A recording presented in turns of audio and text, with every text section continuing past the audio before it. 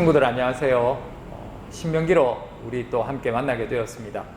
오늘 신명기 21번째 그리고 10계명 8번째 시간으로 함께 하겠습니다. 자, 신명기 오늘은 5장 19절이고요. 말씀을 제가 읽어드립니다. 도둑질 하지 말지니라. 도둑질 하지 말지니라. 5장 19절 말씀. 자, 오늘은 10계명 8번째 도둑질 하지 말라라는 것에 대해서 우리 함께 이야기를 나눠보려고 합니다. 우리 계속해서 10계명을 살펴보고 있죠. 10계명은 하나님의 자녀임을 알 수 있는 정체성이라고 그랬습니다.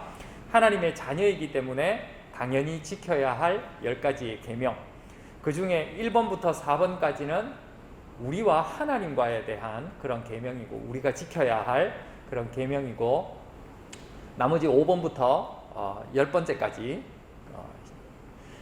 그 5번부터 10가지 나머지 10번까지의 그 계명은 하나님의 형상을 닮은 우리 이웃에 대한 계명이죠.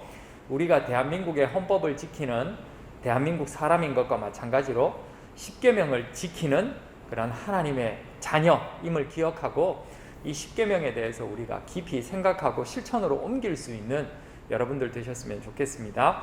자, 오늘 도둑질하지 말라 살펴볼 건데, 우리는 살면서 한 번쯤 누군가의 물건을 허락 없이 가지고 오거나 혹은 가지고 오고 싶어 했던 마음이 아마 있을 겁니다. 이렇게 어떤 이의 소유를 허락 없이 동의 없이 가지고 오는 것, 그것을 우리는 도둑질이라고 하죠. 당연히 도둑질을 권장하는 사회는 없습니다. 더욱이 도둑질을 권장하는 종교는 없지요. 때문에 도둑질하지 말라는 이 계명은 인간이 각자 공동체 속에 속한 구성원으로 당연히 지켜야 할 도덕 규범입니다. 이런 아주 사소해 보이는 이 도덕 규범, 도둑질하지 말라를 10가지의 중요 계명으로 삼았다는 것, 어떻게 보면 너무 오버하는 것이 아닐까 하는 생각이 들 것입니다.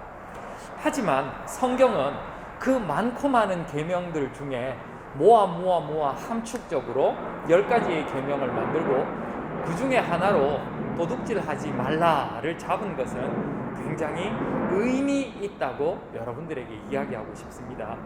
왜냐하면 우리 모두는 도둑이기 때문에 그렇습니다.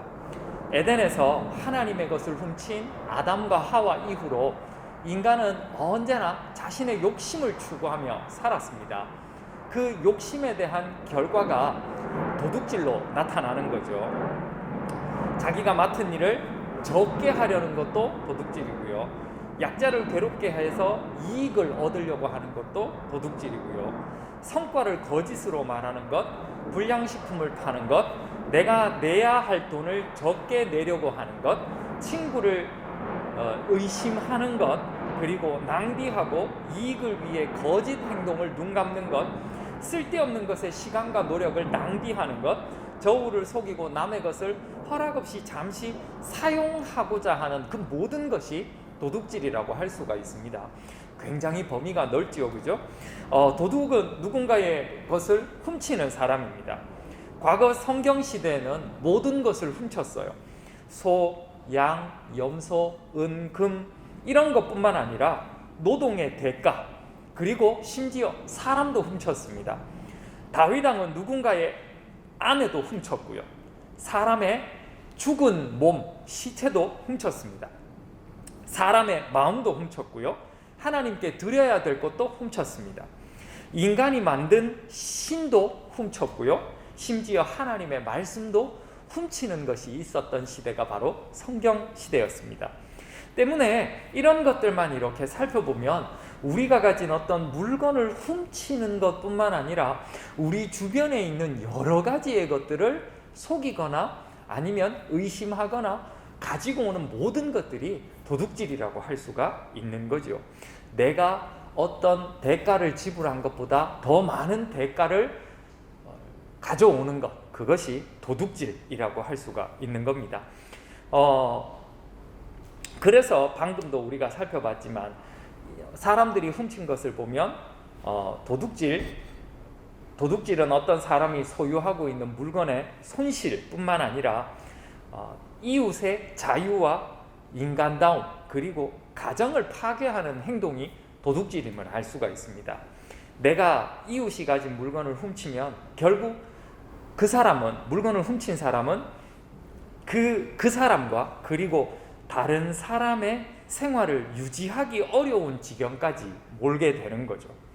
그렇게 되면 결국 그 사람은 자유가 없어집니다. 누군가를 의존할 수밖에 없고 누군가의 노예가 될 수밖에 없는 거죠.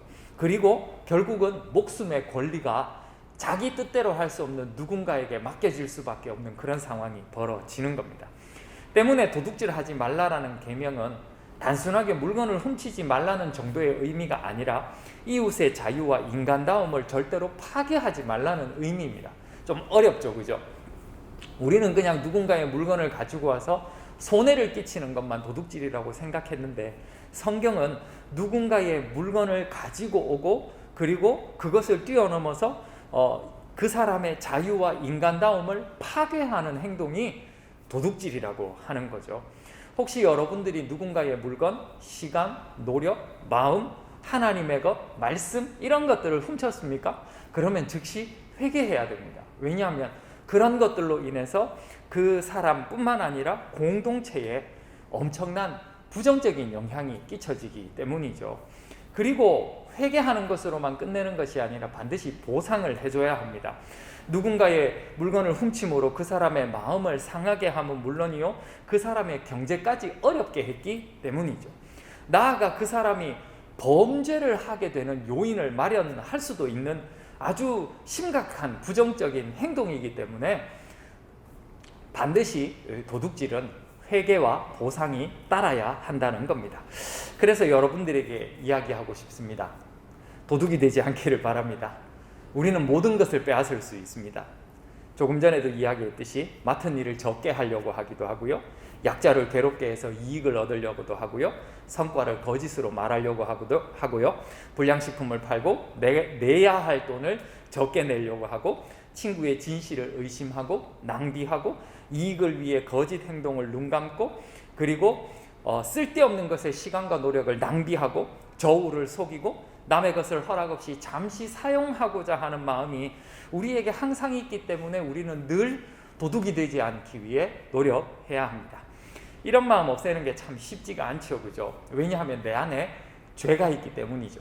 죄가 욕심을 만들고 그 욕심이 우리를 범죄하게 만드는 거죠. 혹시 여러분 원더우먼 1984라는 영화를 보셨나요? 소원을 이루어주는 돌이 있습니다. 그래서 이 돌을 갖는 사람은 자기가 원하는 모든 소원이 다 이루어지는 거죠. 그래서 이 자기가 원하는 것을 이루기 위해 사람들은 이 돌이 된 사람에게 소원을 말합니다. 그랬더니만 놀랍게도 그 모든 소원이 다 이루어지죠. 다른 말로 할까요? 자신의 욕심이 다 채워지게 되죠. 그래서 사람들은 만족하게 됩니다. 그런데 이내 실망하게 되죠. 왜냐하면 내가 무언가를 얻었으면 그 이후에 반드시 그 얻은 것에 대한 대가를 지불하게 되어 있더라는 거예요. 그것이 이제 건강으로 지불하든 권력으로 지불하든 아니면 내가 가장 사랑하는 무언가를 빼앗기는 것으로 드러나든 결국은 다 지불하게 되는 거죠. 사람들이 뒤늦게 그걸 알았을 때는 이미 욕심에 빠져서 아무것도 보이지 않는 상태. 그런데 영화의 끝으로 가게 되면, 클라이막스에 가게 되면 어떻게 영화가 마무리되는가 하면 내가 소원했던 것들을 취소하면서 모든 것들이 정상적으로 회복이 되어집니다. 참 의미 있더라고요. 내가 진정으로 원했던 소원을 포기하는 것, 다른 말로 하면 욕심을 포기하는 거죠. 욕심을 포기했더니만 모든 것이 정상적으로 회복이 되어지더라는 거예요. 우리는 성경은 그걸 표현하는 단어가 있습니다. 자족입니다. 자족. 스스로 만족하는 것, 자족. 그래서 성경은 자족해야 할 걸 우리에게 가르치고 있어요. 가진 것에 만족할 줄 아는 사람은 절대 도둑이 될 수가 없습니다. 조금 더 가지려고 하고 나아지려고 하면 도둑이 될 수밖에 없어요. 있는 것에 만족해야 합니다. 그래서 하나님께서는 계속 자족을 말씀하십니다. 딱 하나, 너희들이 간절히 원하는 것은 딱 하나, 다른 것도 아니라 바로 하나님 자신을 원하는 것 외에는 다른 것들은 다 자족하라고 말씀하십니다. 하나님이 계시면 매일 음식, 마시는 물 공급받았던 이스라엘처럼 지금을 사는 우리가 하나님으로부터 많은 것들을 공급받게 된다는 것을 여러분들은 믿으시기 바랍니다. 그럴 때 우리 마음속에 자족함이 생기게 되고 도둑이 되지 않게 됩니다.